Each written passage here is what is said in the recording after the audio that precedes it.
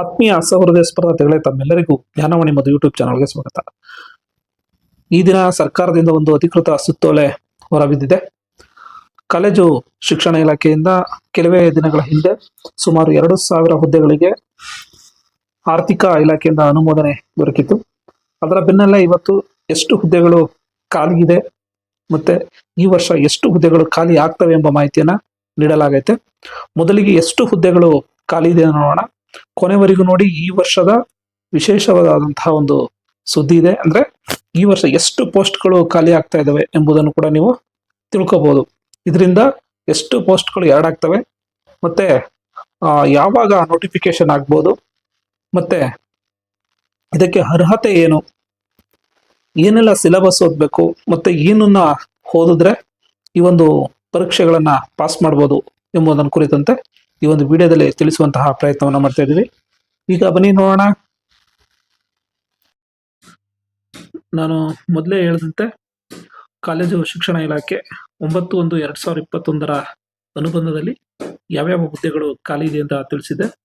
Kannada 98, English 86, Hindi 25, Sanskrit 6, Telugu 2, Urdu 24, Arabic 1, ಸಂಗೀತ 2, ಇತಿಹಾಸ 103, ಅರ್ಥಶಾಸ್ತ್ರ 111, ರಾಜ್ಯಶಾಸ್ತ್ರ 92, ಸಮಾಜಶಾಸ್ತ್ರ 45, ಶಿಕ್ಷಣ 1, ಭೂಗೋಳಶಾಸ್ತ್ರ 8, ತತ್ವಶಾಸ್ತ್ರ 1, ಮನಶಾಸ್ತ್ರ 6, ಅಪರಾಧಶಾಸ್ತ್ರ 0, ಫೋರೆನ್ಸಿಕ್ ಸೈನ್ಸ್ 0, ವಾಣಿಜ್ಯಶಾಸ್ತ್ರ 190, ಪತ್ರಿಕೋದ್ಯಮ 3, ಕಾನೂನು 9, master of international business 4, social work MSW 1, business administration 29, tourism administration 0, BFT 1, ಭೌತಶಾಸ್ತ್ರ 41, ಎಲೆಕ್ಟ್ರಾನಿಕ್ಸ್ 4, ರಸಾಯನಶಾಸ್ತ್ರ 36, ಬಯೋಕೆಮಿಸ್ಟ್ರಿ 1,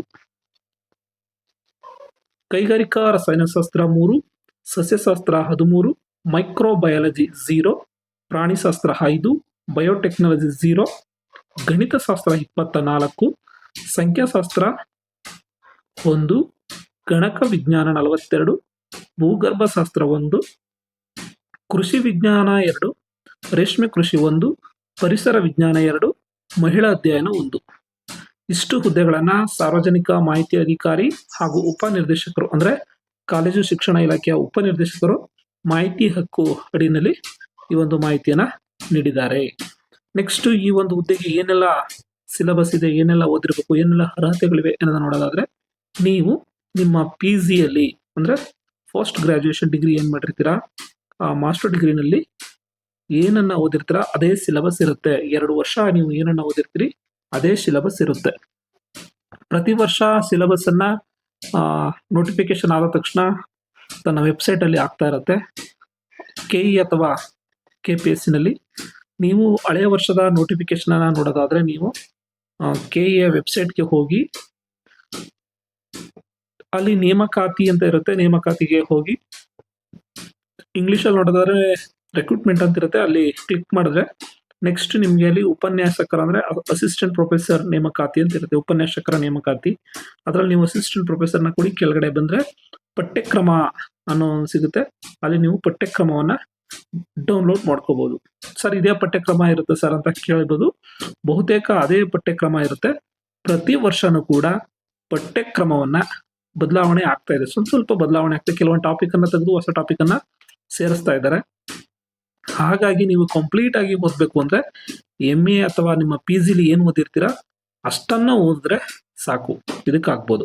ನೆಕ್ಸ್ಟ್, ಕನ್ನಡ ಮೀಡಿಯಂ ವಿದ್ಯಾರ್ಥಿಗಳು ವಿಷಯಗಳಲ್ಲಿ ತಗೊಂಡಿರ್ತಾರೆ, ಸಬ್ಜೆಕ್ಟ್ ತಗೊಂಡಿರ್ತಕ್ಕಂಥವ್ರು, ಅಂದ್ರೆ ಲ್ಯಾಂಗ್ವೇಜ್ ಬಿಟ್ಟು ಬೇರೆ ಭಾಷೆ ಬೇರೆ ವಿಷಯಗಳನ್ನ ಓದಿರ್ತಕ್ಕಂಥವ್ರು, ಅಂದ್ರೆ ಇತಿಹಾಸ, ಪೊಲಿಟಿಕಲ್ ಸೈನ್ಸ್ ಈ ತರ ಓದಿರ್ತಕ್ಕಂಥವ್ರು ದಯವಿಟ್ಟು ಇಂಗ್ಲಿಷ್ ಪುಸ್ತಕಗಳನ್ನ ರೆಫರ್ ಮಾಡಿ. ನಿಮ್ಮ MA ನಲ್ಲಿ ಇಂಗ್ಲಿಷ್ ಮೀಡಿಯಂ ಇರುತ್ತೆ. ಆ ಇಂಗ್ಲಿಷ್ ಮೀಡಿಯಂ ಅಲ್ಲಿ ಕೊಟ್ಟಿರ್ತಕ್ಕಂತಹ ಪುಸ್ತಕಗಳನ್ನೇ ರೆಫರ್ ಮಾಡಿ, ಅವರ ಪುಸ್ತಕಗಳನ್ನೇ ಓದಿ. ಏಕೆ ಅಂದ್ರೆ ಕಳೆದ ಸಾಲಿನಲ್ಲಿ ಏನಾಗಿದೆ ಅಂದ್ರೆ ಇಂಗ್ಲಿಷ್ ಪುಸ್ತಕಗಳನ್ನ ರೆಫರ್ ಮಾಡಿ ಅದರಲ್ಲಿರ್ತಕ್ಕಂತಹ ಪ್ರಶ್ನೆಗಳನ್ನೇ ತೆಗೆದು ಕನ್ನಡಕ್ಕೆ ಅನುವಾದ ಮಾಡಿ ಕೊಡಲಾಗಿದೆ. ಹಾಗಾಗಿ ಇದೊಂದು ಎಚ್ಚರಿಕೆ ಇರಲಿ, ನೀವು ಅದನ್ನ ಓದ್ಬೇಕು. ಸರ್, ನನಗೆ ಇಂಗ್ಲಿಷ್ ಬರಲ್ಲ ಅಂದ್ರೆ ಕನ್ನಡವನ್ನೇ ಓದ್ಬೇಕಾಗುತ್ತೆ. ನೆಕ್ಸ್ಟು, ಕನ್ನಡ ಮತ್ತೆ ಇತರ ಭಾಷಾ MA ಆಯ್ದುಕೊಂಡಂತಹ ವಿದ್ಯಾರ್ಥಿಗಳು ನಿಮ್ಮ ಕನ್ನಡ ಭಾಷೆಗೆ ಸಂಬಂಧಿಸಿದಂತಹ ಏನು ಪಠ್ಯಕ್ರಮವನ್ನು ನೀಡಲಾಗೈತೆ ಆ ಪಠ್ಯಕ್ರಮಕ್ಕೆ ಅನುಗುಣವಾಗಿ ಯಾವುದು ದಿ ಬೆಸ್ಟ್ ಬುಕ್ಸ್ ಅಂತ ನಿಮ್ಗೆ ಅನಿಸುತ್ತೋ ಅದನ್ನ ನೀವು ತಗೋಬಹುದು. ಅದಕ್ಕಿಂತ ಬೆಸ್ಟ್ ಏನಂದ್ರೆ ನಿಮ್ಮ MA ತರಗತಿಗಳಲ್ಲಿ ನೀಡಿರ್ತಾರೆ ಈ ಒಂದು ಇವ್ರನ್ನ ರೆಫರ್ ಮಾಡಿ ಅಂತ ಪುಸ್ತಕಗಳನ್ನೇ ಕೊಟ್ಟಿರ್ತಾರೆ, ರೆಫರೆನ್ಸ್ ಅನ್ನೇ ಕೊಟ್ಟಿರ್ತಾರೆ. ಆ ರೆಫರೆನ್ಸ್ ಅನ್ನು ನೀವು ಓದ್ಕೊಂಡ್ರೆ ಆಯ್ತು. ನೆಕ್ಸ್ಟ್ ಇದಕ್ಕೆ ಅರ್ಹತೆ ಏನು ಅಂದ್ರೆ ಫಸ್ಟ್ ಫೀಸ್ ಆಗಿರ್ಬೇಕು. ನೀವು ಯಾವ ವಿಷಯ ಇದು ಮಾಡಿರ್ತೀರಿ ಆ ವಿಷಯದಲ್ಲಿ ಸ್ನಾತಕೋತ್ತರ ಪದವಿಯನ್ನ ಪಡೆದಿರಬೇಕು, ಪ್ಲಸ್ NET ಅಥವಾ ಸ್ಲೆಟ್ ಅಥವಾ PhD ಪದವೀಧರರಾಗಿರ್ಬೇಕು. ಈ ಮೂರಲ್ಲಿ ಯಾವ್ದಾದ್ರು ಒಂದಿರ್ಬೇಕು, ಪ್ಲಸ್ ಅದೊಂದು ಆದ್ರೆ ಆಗುತ್ತೆ. ಅಂದ್ರೆ ಪೋಸ್ಟ್ ಗ್ರಾಜುಯೇಷನ್ ಪ್ಲಸ್ ಒಂದು ಕ್ವಾಲಿಫಿಕೇಶನ್ ಎಂಟ್ರೆನ್ಸ್ ಅಂದ್ರೆ PhD, ಸ್ಲೆಟ್ ಆರ್ ನೆಟ್, ಇಷ್ಟರಲ್ಲಿ ಯಾವ್ದಾರು ಒಂದು ನೀವು ಪಾಸ್ ಆಗಿರ್ಬೇಕು. ನೆಟ್ ಆದ್ರೆ ಇಡೀ ಇಂಡಿಯಾದಲ್ಲಿ ಎಲ್ಲಿ ಬೇಕಾದ್ರೂ ನೀವು ಬರಿಬಹುದು. ಕರ್ನಾಟಕದಲ್ಲಿ ಬರಿಬೇಕು ಅಂದ್ರೆ SLET ಆಗಿರ್ಲೇಬೇಕು. ಆಯ್ತಾ? NET ಆದ್ರೆ ಕರ್ನಾಟಕನ ಸೇರಿಸಿ ಎಲ್ಲಿ ಬೇಕಾದ್ರೂ ಬರಿಬಹುದು. SLET ಆದ್ರೆ ಕರ್ನಾಟಕದಲ್ಲಿ ಬರೆಯೋದಕ್ಕೆ ಮಾನ್ಯತೆ ಇದೆ. ಇದು ಪ್ರತಿ ವರ್ಷ ಕಾಲ್ ಮಾಡ್ತಾರೆ ಸರ್, ಈ ವರ್ಷ ಸ್ಲೆಟ್ ಆದ್ಮೇಲೆ ಕಾಲ್ ಮಾಡ್ತಾರೆ ಸರ್, ಅಥವಾ ನೆಟ್ ಆದ್ಮೇಲೆ ಕಾಲ್ ಮಾಡ್ತಾರೆ ಸರ್ ಅಂದ್ರೆ ಇನ್ನೂ ಒಂದು ನೆಟ್ ಪರೀಕ್ಷೆ ಇದೆ. ನೆಟ್ ಪರೀಕ್ಷೆ ಆದ ನಂತರ ಕಾಲ್ ಮಾಡುವ ಸಾಧ್ಯತೆ ಇದೆ. ಸ್ಲೆಟ್ ನೋಟಿಫಿಕೇಶನ್ ಕೂಡ ಸದ್ಯದಲ್ಲಿ ಆಗುವ ಸಾಧ್ಯತೆ ಇದೆ. ಹಾಗಾಗಿ ನೆಟ್ಟು ಸ್ಲೆಟ್ ಆದ ನಂತರ ನಿಮ್ಗೆ ಅಪ್ಲೈ ಮಾಡೋದಕ್ಕೆ ಅವಕಾಶ ಸಿಗ್ಬೋದು ಅನ್ನೋದು ನನ್ನ ಒಂದು ಊಹೆ. ಬಹುತೇಕ ನಮ್ಮ ಚಾನಲ್ ಅಲ್ಲಿ ನಾನು ಏನು ಊಹೆಗಳನ್ನ ಹೇಳಿರ್ತೀನಿ ಅಥವಾ ನಾನು ಏನು ಮೊದಲೇ ಹೇಳಿರ್ತೀನಿ ಅದೇ ರೀತಿ ಆಗಿದೆ. ಉದಾಹರಣೆಗೆ ಇತ್ತೀಚಿನ ಬರೀಕೆ 2 ತಿಂಗಳಲ್ಲಿ 2 ವಿಡಿಯೋಗಳಲ್ಲಿ ಇದೇ ರೀತಿ ಆಗಿದೆ. ಒಂದೇನು ಅಂದ್ರೆ ಆರ್ಟಿಕಲ್ 16(4)A ನಾವೇನು ನಮ್ಮ ಚಾನಲ್ ಅಲ್ಲಿ ಮುಂಬಡ್ತಿ ಸಂಬಂಧಿಸಿದಂತೆ ಯಾಕೆ ರಾಜ್ಯಪಾಲರು ಈ ಒಳ ಮೀಸಲಾತಿ ಇಂಟರ್ನಲ್ ರಿಸರ್ವೇಶನ್ ವಾಪಸ್ ಕಳಿಸಿದ್ದಾರೆ ಎಂಬುವ ವಿಚಾರವನ್ನು ನಾವು ಚರ್ಚೆ ಮಾಡಿದ್ವಿ. ಅದೇ 2 ದಿನಗಳ ನಂತರ ಪತ್ರಿಕೆಯಲ್ಲಿ ಬಂದಿತ್ತು. ನೆಕ್ಸ್ಟ್ ಇನ್ನೊಂದು ವಿಚಾರ ಏನು ಅಂದ್ರೆ ನಿನ್ನೆ ನಡೆದಂತಹ ಒಂದು ನಮ್ಮ ಸಮಾಜ ಕಲ್ಯಾಣ ಇಲಾಖೆಯಲ್ಲಿ ರೋಸ್ಟರ್ ಪಾಯಿಂಟ್ ಮತ್ತೆ ಮುಂಬಡ್ತಿ ಬ್ಯಾಕ್ಲಾಗ್ ಸಂಬಂಧಪಟ್ಟಂತೆ ಚರ್ಚೆ. ಇದನ್ನ ನಾವು 2 ತಿಂಗಳ ಹಿಂದೆನೆ ಚರ್ಚೆ ಮಾಡಿದ್ದು. ಮತ್ತೆ ಏನಾಗುತ್ತೆ ಮುಂದೆ, ಏನ್ ಆದೇಶ ಬರ್ಬೋದು ಸರ್ಕಾರದಿಂದ ಅಂತ ನಾವು ಎಕ್ಸ್ಪೆಕ್ಟ್ ಮಾಡಿದ್ದು. ಬಹುತೇಕ ಅಂದ್ರೆ 99% ಅದೇ ರೀತಿಯ ಆದೇಶ ಇತ್ತು. ಹಾಗಾಗಿ ನಾನು ಗೆಸ್ ಮಾಡೋ ರೀತಿ ಕರೆಕ್ಟ್ ಆಗಿದೆ, ನನ್ನ ಊಹೆ ಕಲ್ಪನೆಗಳು ಕರೆಕ್ಟ್ ಆಗಿದೆ. ಅಂದ್ರೆ ಅಧಿಕೃತ ಮಾಹಿತಿಗಳನ್ನ ಆಧರಿಸಿ ಏನಾಗ್ಬೋದು ಅನ್ನೋದನ್ನ ಒಂದು ಊಹೆ ಮಾಡುವಂಥದ್ದು ಸರಿ ಇದೆ ಅಂತ ಭಾವಿಸ್ತೀನಿ. ಹಾಗಾಗಿ ಈ ಒಂದು ಪರೀಕ್ಷೆಗಳು ಇದಾದ ನಂತರವೇ ಆಗುವ ಸಾಧ್ಯತೆ ಇದೆ. ನೆಕ್ಸ್ಟ್ ನಾನು ಇನ್ನೊಂದು ಇಂಪಾರ್ಟೆಂಟ್ ಮ್ಯಾಟರ್ ನಿಮ್ಗೆ ಹೇಳ್ಬೇಕಿತ್ತು, ಈಗ ಹೇಳ್ತಾ ಇದ್ದೀನಿ. ನೆಕ್ಸ್ಟ್ ಈ ವರ್ಷ ಎಷ್ಟು ಹುದ್ದೆಗಳು ಖಾಲಿ ಆಗ್ತವೆ, 2026ರಲ್ಲಿ ಎಷ್ಟು ಹುದ್ದೆಗಳು ಖಾಲಿ ಆಗ್ತಾ ಇದಾವೆ ಅಂತ ಒಂದು ಆದೇಶ ಈಗ 31ರಲ್ಲಿ ಬಿಡುಗಡೆ ಆಗಿದೆ. ಗ್ರೂಪ್ A ಮತ್ತು B ರೆಕ್ರೂಟ್ಮೆಂಟ್ ಅಂದ್ರೆ ಅಸಿಸ್ಟೆಂಟ್ ಪ್ರೊಫೆಸರ್ ಮತ್ತೆ ಅಸೋಸಿಯೇಟ್ ಪ್ರೊಫೆಸರ್ಗಳಾಗಿರ್ತಕ್ಕಂಥವ್ರು ನಿವೃತ್ತಿಯನ್ನ ಹೊಂದ್ತಾ ಇದ್ದಾರೆ. ಎಷ್ಟು ಜನ ನಿವೃತ್ತಿ ಹೊಂದ್ತಾ ಇದ್ದಾರೆ, ಯಾವ್ಯಾವಾಗ ನಿವೃತ್ತಿಯನ್ನು ಹೊಂದ್ತಾ ಇದ್ದಾರೆ ಎಂಬುದನ್ನ ಸರ್ಕಾರ ಅಧಿಸೂಚನೆಯನ್ನು ಹೊರಡಿಸಿದೆ. ಅದರಲ್ಲಿ ಸುಮಾರು 235 ಜನ ನಿವೃತ್ತರಾಗ್ತಾ ಇದ್ದಾರೆ. ನೋಡಿ, ಒಂದೇ ವರ್ಷದಲ್ಲಿ 235 ಜನ ನಿವೃತ್ತರಾಗ್ತಾ ಇದ್ದಾರೆ. ಒಂದು ವರ್ಷದಲ್ಲಿ ಇಷ್ಟು ಜನ ಪ್ರೊಫೆಸರ್ಗಳು, ಅಸಿಸ್ಟೆಂಟ್ ಪ್ರೊಫೆಸರ್ಗಳು ನಿವೃತ್ತರಾಗ್ತಾ ಇದ್ದಾರೆ, ಮತ್ತೆ ಅಸೋಸಿಯೇಟ್ ಪ್ರೊಫೆಸರ್ಗಳು ನಿವೃತ್ತರಾಗ್ತಾ ಇದ್ದಾರೆ.